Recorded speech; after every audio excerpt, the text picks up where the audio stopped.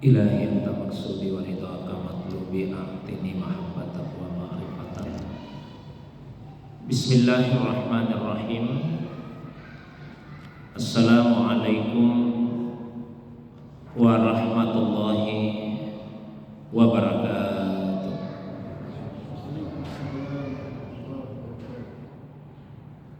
Alhamdulillahilladzi ansala sakinata fi qulubil mu'minin liyasdadu imanan ma'a imanihim walillahi junudus samawati wal ard wa kana Allahu aliman hakima. Wa sallallahu ala sayyidina Muhammadin alladzi arsalahu ilan nasi basyiran wa nadhira wa ala ali Muhammadin wa sahbihi wa sallama tasliman katsira, amma ba'du. Jamaah maghrib yang semoga dirahmati, dimuliakan oleh Allah Subhanahu wa taala. Alhamdulillah, malam ini kembali kita dihadirkan, dipertemukan oleh Allah Subhanahu wa taala dalam majelis yang semoga dimuliakan ini untuk melanjutkan kembali kajian kita, membaca satu kitab dalam ilmu tasawuf, yaitu kitab Manasilus Sairin, satu kitab yang ditulis oleh Al-Arif Billah Abu Ismail Abdullah Muhammad Al-Harawi Al-Ansari qaddasallahu sirrah, beserta syarah atau penjelasan yang terdapat di dalam kitab At-Taisirul Mu'in yang ditulis oleh Ustaz Dr. Yusri Rusdi As-Sayyid Jabar Al-Hasani atalallahu umrah wa baqa'ah. Pertemuan terakhir 2 pekan yang lalu telah kita membahas tentang inabah. Inabah terjemahan Indonesianya adalah kembali. Kembali yang dimaksud di sini kembali kepada Allah.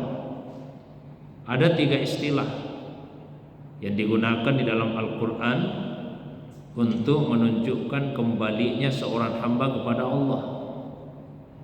Yang pertama yaitu taubat, yang kedua inabah, dan yang ketiga aubah. Ini sekaligus menunjukkan maqam, tingkatan-tingkatan orang yang kembali kepada Allah itu.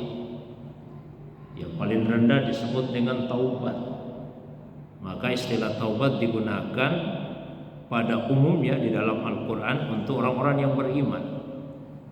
Wa tubu ilallahi jami'an ayyuhal mu'minun, dan bertaubatlah kalian semua kepada Allah, wahai orang-orang yang beriman.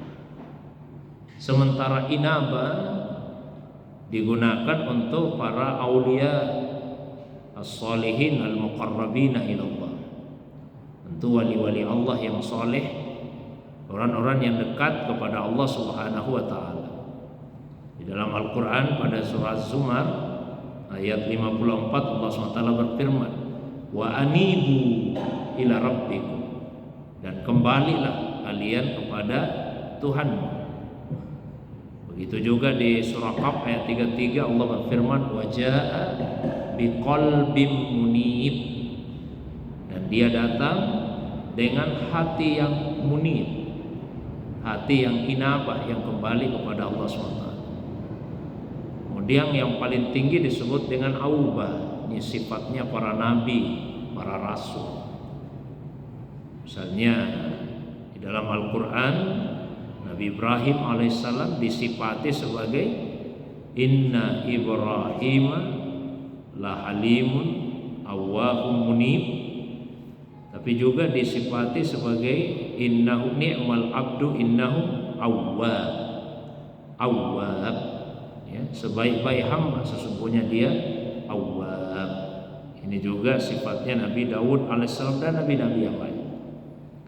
Ya sudah jelaskan yang lalu perbedaan di antara ketiga istilah tersebut. Sederhananya, kalau orang yang bertaubat dia kembali dari maksiat kepada ketaatan karena khauf, takutnya kepada Allah Subhanahu wa taala, takut dihukum, takut disiksa, maka dia kembali kepada Allah Subhanahu wa taala. Sementara inabah itu bukan kembali dari maksiat kepada ketaatan, tapi dia kembali kepada Allah SWT dari merasa adanya kekurangan pada ibadahnya. Dia tidak berbuat maksiat, cuma boleh jadi dia merasakan katakanlah kejenuhan atau ada kemalasan, ya, sehingga yang dilakukan amalan-amalan yang wajib saja, yang sunnah ditinggalkan. Maka dia kembali kepada Allah Subhanahu wa taala raghbah, ya, raghbah karena adanya pengharapan yang besar untuk mendapatkan, ya, pengampunan dari Allah Subhanahu wa taala. Nah, yang paling tinggi tentu aubah, ya, para nabi SAW. Ini kembali kepada Allah bukan karena takutnya atau karena harapnya, tapi kembali kepada Allah lillah, semata-mata untuk Allah Subhanahu wa taala. Nah, kita lanjutkan tentang inabah itu.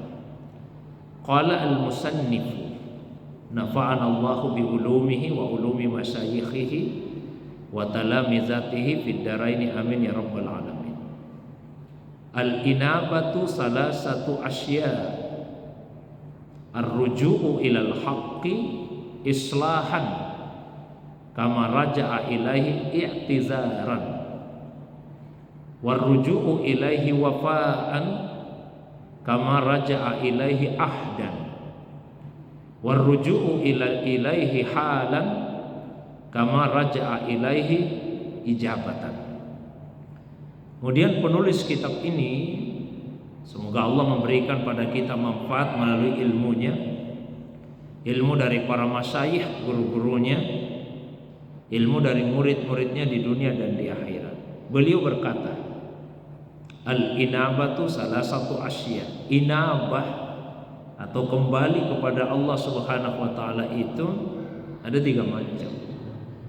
Satu, ar-ruju' ilal haq islahan kama raja'a ilai i'tizan.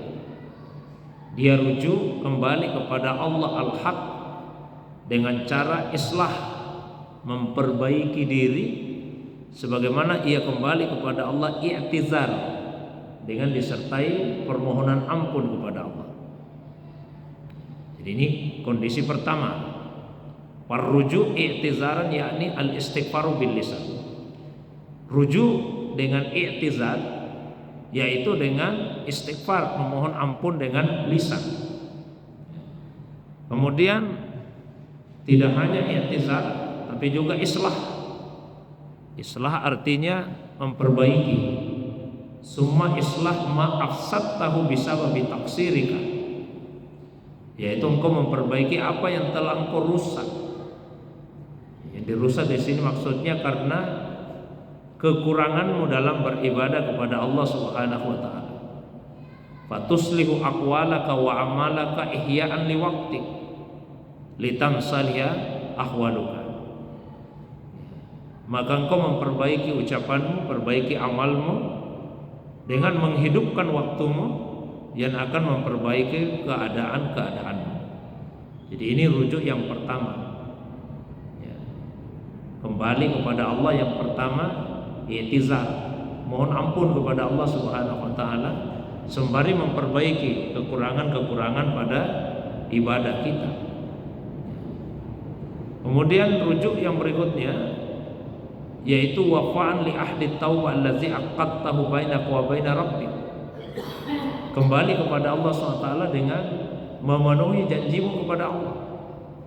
Karena orang yang bertobat itu dia mesti berjanji bahwa dia tidak akan kembali kepada maksiat.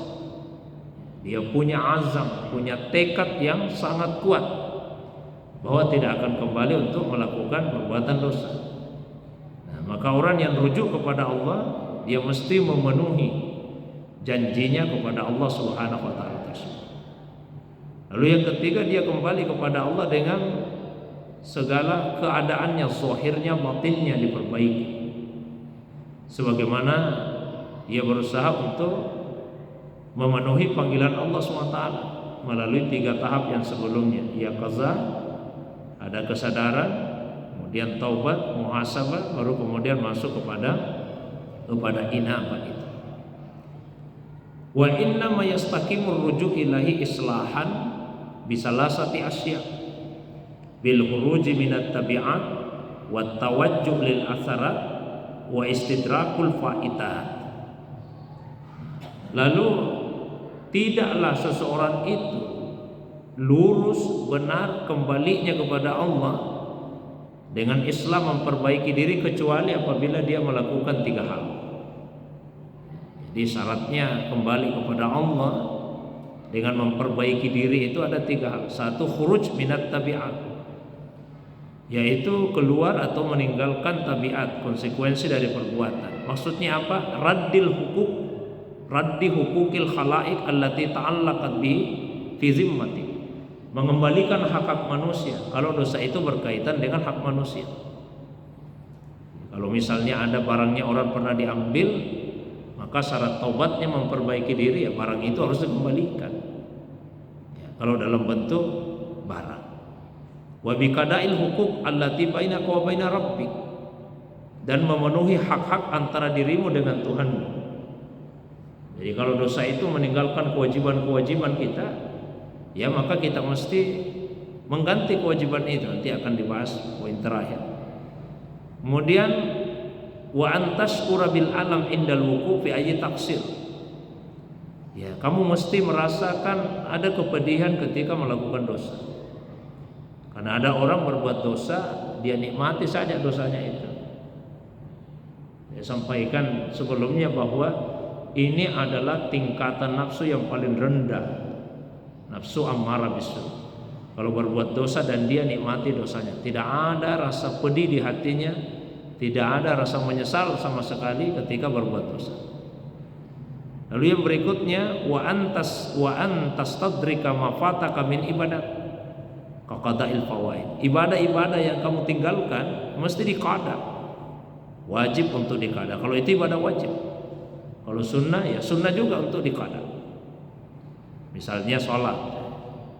Kalau ada orang melakukan dosa dan dosanya itu dalam bentuk meninggalkan salat, lalu dia taubat, tidak cukup hanya dengan bertaubat saja, tapi salat yang ditinggalkan itu wajib untuk diqada. Ada 2 kondisi tentang qada salat. Satu, ada yang disepakati oleh semua ulama wajib diqada. Yang kedua, ada yang beda pendapat ulama kita, itu wajib diqada atau tidak.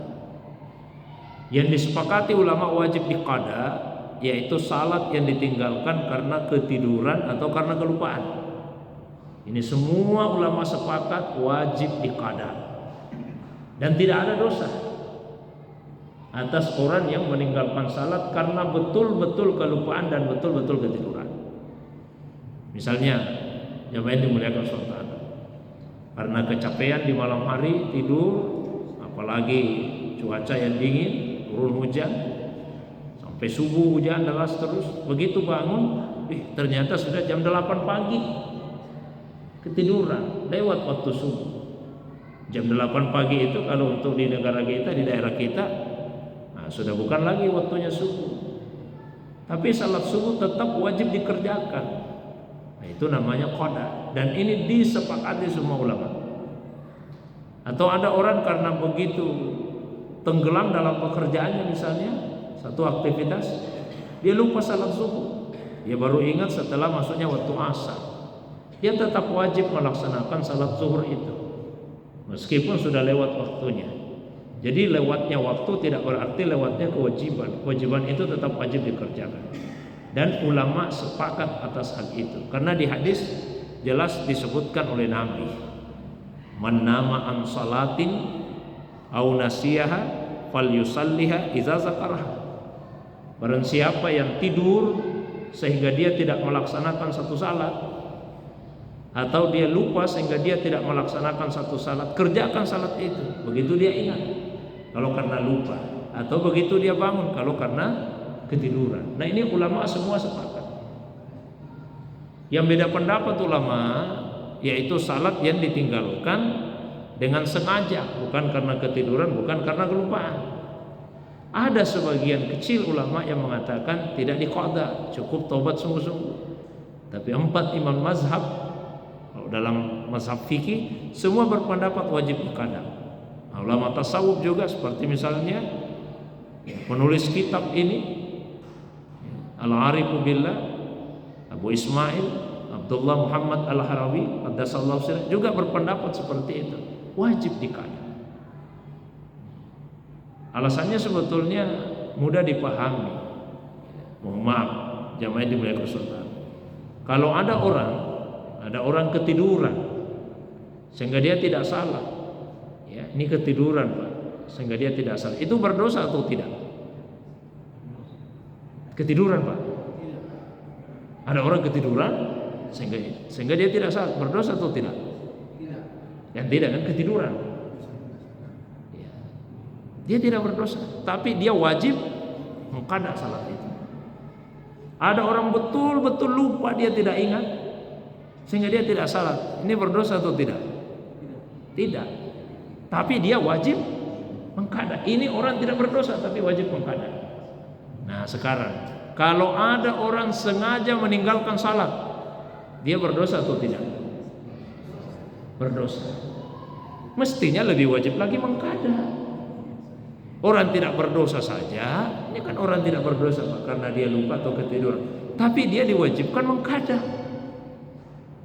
Lalu bagaimana dengan orang yang sengaja meninggalkan salat? Mestinya lebih wajib lagi untuk mengqada. Jadi itu yang dimaksud oleh beliau. Wa antastadrika ma fataka min ibadah. Ya, kamu mesti mengganti ibadah-ibadah yang terlewat darimu.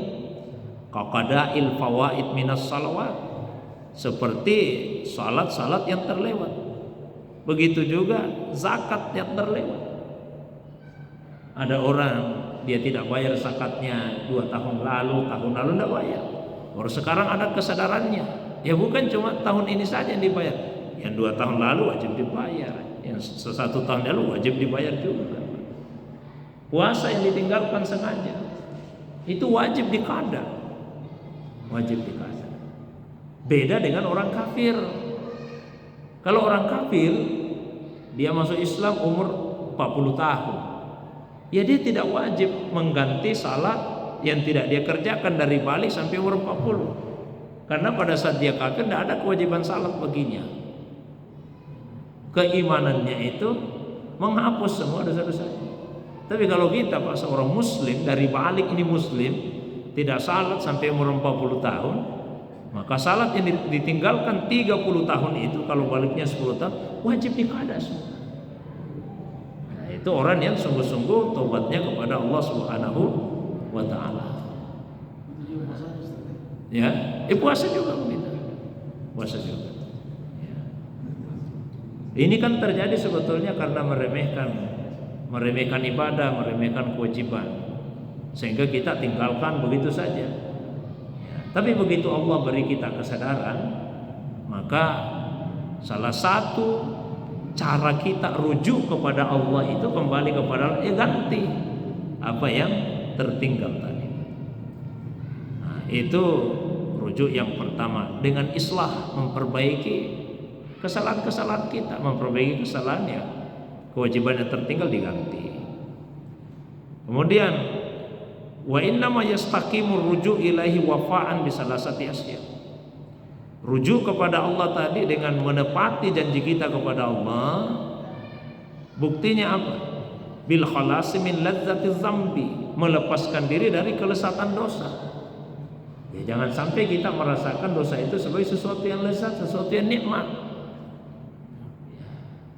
Dosa itu memang nikmat, tapi yang merasakan nikmatnya nafsu. Kalau ibadah, jangan nafsu yang merasakan nikmatnya. Ibadah sejati justru tidak disukai nafsu. Mengapa salat malam besar sekali keutamanya? Karena nafsu tidak suka. Nafsu itu maunya kalau malam ya kita tidur saja. Mengapa puasa itu besar keutamaannya? Karena puasa itu tidak disukai nafsu. Nafsu itu sukanya makan, minum, makan, minum, makan, minum. Hubungan seksual itu disukai nafsu.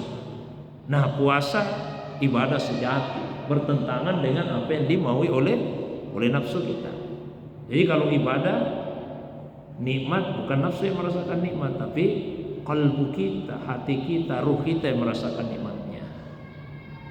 Saya kasih perbandingan Pak ya. Misalnya orang sedekah. Sedekah itu kan ibadah, ketaatan. Mesti terasa nikmat. Tapi jangan nafsu yang merasakan nikmatnya, mesti kalbu, ruh kita. Seperti apa itu nafsu yang merasakan nikmatnya? Ada orang bersedekah. Begitu dia bersedekah, dia merasa senang, puas. Kepuasan itu muncul karena apa? Dia merasa telah mengeluarkan orang dari penderitaan, dari kesulitan, dari kesusahan. Itu kepuasan nafsu. Nah, ini orang susah tadinya itu, yang menderita butuh sekali. Untung saya kasih uang, kalau tidak menderita terus. Ini dia puas. Yang merasakan kepuasan itu nafsunya, bukan kalbunya, bukan rohaninya.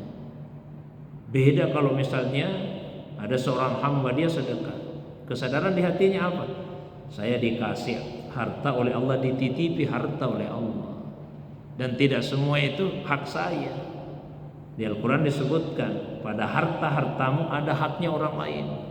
Alhamdulillah saya bisa menyerahkan titipan Allah itu kepada yang berhak menerimanya. Jadi jiwanya puas, bukan nafsunya. Bukan nafsunya. Ada orang senang salat, dia merasa nikmat salat. Apa yang membuat dia merasa nikmat? Enak sekali salat di masjid itu. Kenapa? AC-nya sejuk, karpetnya harum. Terus kalau kita salat di masjid yang AC-nya tidak sejuk, yang karpetnya tidak harum, kita tidak merasa nikmat. Itu nafsu kita yang merasakan nikmatnya, bukan kalbu kita, bukan ruh kita. Mungkin masih agak kabur. Saya beri contoh yang agak ekstrim, mohon maaf, yang agak ekstrim. Kalau kita ini sebagai laki-laki Pak melihat perempuan seksi, itu nikmat atau tidak? Nikmat Pak ya? Yang merasakan nikmatnya apa Pak? Hati. Nafsu itu pasti yang merasa, bukan hati. Tidak mungkin ruh kita. Dia merasakan nikmatnya adalah nafsu kita. Jadi ini yang dimaksud oleh kalau orang rujuk betul-betul kembali kepada Allah, dia harus melepaskan dirinya dari kenikmatan dosa itu, karena nafsu yang merasakan nikmatnya. Kemudian wa bitarkil istihana bi ahlil ghaflah tahawufan alaihim ma'ar rajali nafsik. Apa itu? Jangan sampai kamu merendahkan orang yang lalai. Ada orang berbuat dosa, ada orang berbuat maksiat, kita merendahkan dirinya dan menganggap dirimu lebih baik karena amalmu itu. Itu artinya sandaranmu amal. Sandaranmu amal. Ya. Jadi seorang hamba tidak boleh dia bersandar kepada amalnya. Sandarannya itu adalah Allah Subhanahu wa taala, bukan kepada amal. Bukti kalau kita bersandar kepada amal, kalau melihat orang berbuat dosa kita meremehkan, atau kita sendiri berbuat dosa, berkurang pengharapan kita kepada Allah SWT. Seorang hamba mesti ada takutnya kepada Allah dan juga pengharapannya.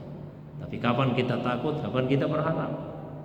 Siklus kehidupan kita ini manusia tidak terlepas dari dua hal, taat atau maksiat. Kan itu saja itu siklus itu. Kalau tidak taat ya maksiat. Ya. Kalau kita tidak maksiat ya taat kepada Allah Subhanahu wa taala.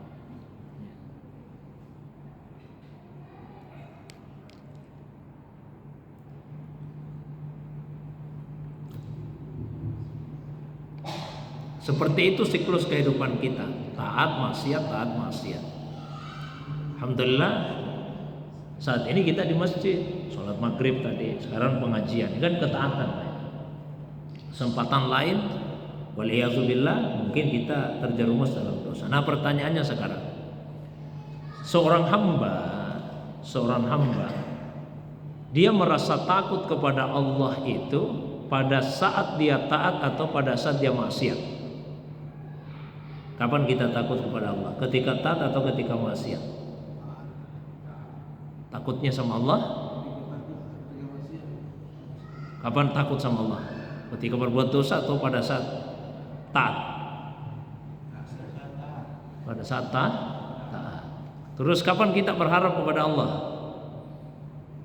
Pada saat taat atau pada saat maksiat? Pada saat maksiat. Kalau orang awam itu dia takut kalau dia berbuat dosa.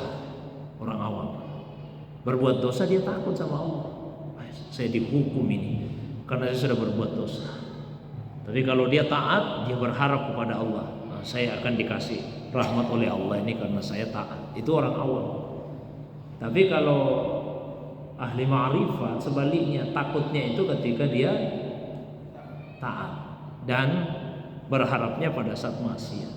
Kok bisa seperti itu? Karena manusia itu sesuai dengan apa yang dia jadikan sandaran, apa yang dia jadikan senjata. Ya, sandarannya apa? Contoh, misalnya, mohon maaf ini Pak, contoh saja. Saya punya badik sajalah karena kita ini di Sulawesi. Saya punya badik, saya punya senjata. Ada orang jahat mau datang menyerang. Kapan saya merasa takut? Ketika senjata ada di tangan saya atau ketika senjata tidak ada di tangan? Kapan saya takut? Pada saat saya pegang senjata atau pada saat saya tidak pegang senjata? Ketika tidak pegang. Ya? Kalau tidak pegang saya tidak takut. Kapan saya punya optimisme, punya pengharapan? Ketika saya pegang senjata atau ketika tidak pegang senjata? Pada saat pegang. Jadi pengharapan itu muncul kalau ada yang kita andalkan. Ada senjata. Kalau orang bersandar ke amalnya, ini kalau orang bersandar ke amal, maka dia punya pengharapan pada saat melakukan amal kebaikan. Begitu dia berbuat dosa, takut sama Allah, akan dihukum saya. Tapi kalau ahli ma'rifat tidak. Justru kalau taat dia takut sama Allah. Loh, kok takut? Dia takut jangan sampai hatinya yang tadinya bersandar kepada Allah jadi bersandar kepada amalnya. Ya Allah, jangan sampai gara-gara saya sudah salat maghrib tadi, saya menjadikan salat maghrib saya sebagai sandaran, bukan Engkau lagi ya Allah. Jangan sampai karena saya baca Quran ini, saya zikir, amal ini yang saya jadikan sebagai sandaran, bukan Engkau ya Allah. Tapi kalau dia berbuat dosa, muncul pengharapannya kepada Allah, karena Allah memanggil pelaku dosa. Qul ya ibadiyalladzina asrafu ala anfusihim la taqnatu mir rahmatillah innallaha yaghfirudz dzunuba jami'an. Sampaikan itu ya kepada orang-orang yang sudah melampaui batas, yang sudah banyak sekali dosanya. Jangan pernah putus asa dari kasih sayang Allah, karena sesungguhnya Allah itu mengampuni dosa-dosa semuanya. Kemudian wabil istiqsa fi ru'yati ilalil hikmah, dan selalu berusaha memandang secara komprehensif kurangnya khidmatnya kepada Allah Subhanahu wa taala. Dilihat amalnya, kekurangan pada amalnya itu. Dia tidak pernah merasa ijab, terpesona dengan amalan. Godaan setan yang paling halus adalah ijabul mar'i binafsihi. Waktu kita mau ke masjid ini Pak, kan digoda setan. Tidak usah ke masjid. Nah, hujan-hujan lagi. Nah, kita lawan itu, kita bisa kalahkan setan. Tidak, saya harus ke masjid. Setan tidak putus asa. Diubah godaannya, ke masjid saja, tapi tunggu reda-reda api hujan. Kami cepat-cepat. Tidak, saya harus cepat-cepat ke masjid. Kita kalahkan lagi Pak setan itu. Apa setan kemudian berhenti? Tidak. Begitu kita keluar dari rumah, digoda lagi, singgah-singgah dulu. Digoda kita untuk singgah-singgah. Kita bisa mengalahkan setan? Tidak, saya harus langsung ke masjid. Begitu kita salat, digoda lagi oleh setan. Diingatkanlah kita urusan-urusan dunia, pekerjaan dan sebagainya. Kita misalnya bisa lagi mengalahkan setan. Apa setan berhenti? Tidak. Di sini godaan setan yang paling halus, yang banyak manusia yang tidak selamat darinya. Apa itu? Tiba-tiba ditanamkan di hati, baik, Anda ini memang hebat, tak bisa saya goda. Kita merasa bahwa setan tidak mampu menggoda kita, maka kita terpesona dengan amalan itu. Mestinya amal itu yang kita lihat adalah kekurangannya. Sebaik apapun kita berusaha, salat maghrib tadi pasti ada kurangnya. Maka orang selesai melakukan satu ibadah, minimal dua yang dia minta sama Allah. Minta supaya amal itu diterima oleh Allah, dan minta supaya kekurangannya disempurnakan oleh Allah. Biasa Pak Imam kalau selesai kan baca doa, Allahumma taqabbal minna sholatana wa siyamana wa qiyamana wa ruku'ana wa sujudana wa qudana wa tadarru'ana wa takhashu'ana wa ta'abudana. Ya Allah, terima dari kami sholat kami, puasa kami, berdiri kami, ya, ruku kami, sujud kami, duduk kami, khusyuk kami, kerendahan diri kami, ibadah kami. Lanjutannya apa? Wa tammim taksirana ya rabbal alamin. Sempurnakanlah kekurangan ibadah kami. Wah Engkau ya Allah, Tuhan pencipta penguasa seluruh alam semesta. Nah, saya kira itu dulu pengantar kajian kita di malam ini. Kan biasa waktu tidak cukup untuk tanya jawab. Saya berikan kesempatan yang agak 8. Kalau ada yang ingin didiskusikan saya persilakan. Demikian, wa ilallahi turja'ul umur. Wassalamualaikum warahmatullahi wabarakatuh.